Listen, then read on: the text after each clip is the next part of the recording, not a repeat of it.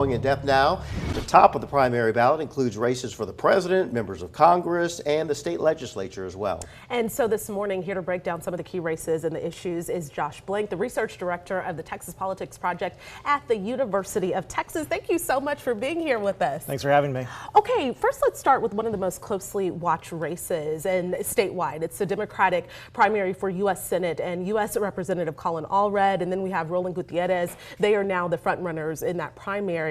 So let's talk about Allred. He has a bipartisan ethos, and then Gutierrez is really running as a progressive. Do we see this advancing to a runoff?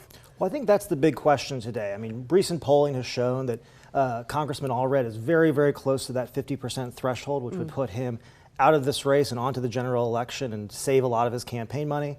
But State Senator Gutierrez has really built up a coalition, especially around the gun rights issue, since he's the representative of Uvalde, and has really made that an issue for himself and is really pushing to see whether he can make this go to a runoff. Okay. So another race to watch on the state level in the legislature is for Speaker of the House Dade Phelan. The Republican Party wanted him to resign last year after the impeachment trial of Attorney General Ken Paxton. Where do you see that race going?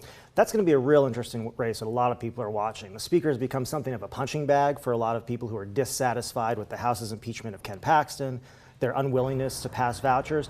But Speaker Phelan has a deep history in the district that he represents and a big campaign war chest. So it's going to be a big test of statewide officials, especially the Lieutenant Governor, in his ability to maybe push out one of his big rivals.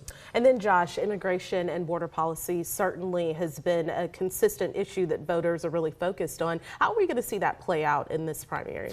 We're already seeing it play out. Ultimately, the governor has made it a big point in this election to go after Republican incumbents who've opposed him on school vouchers. But if you look in these districts and you look at the campaigning that's going on in these districts, they're not talking about school vouchers. They're talking about the border. They're talking about immigration. And the governor is saying in most cases, these challengers would be better partners to me on the border, not talking about vouchers, the main issue that's pulling him into those races. All right, Josh Blank, thank you very much for joining us this afternoon. We'll see what happens. Thanks for your insight. Thanks for having me.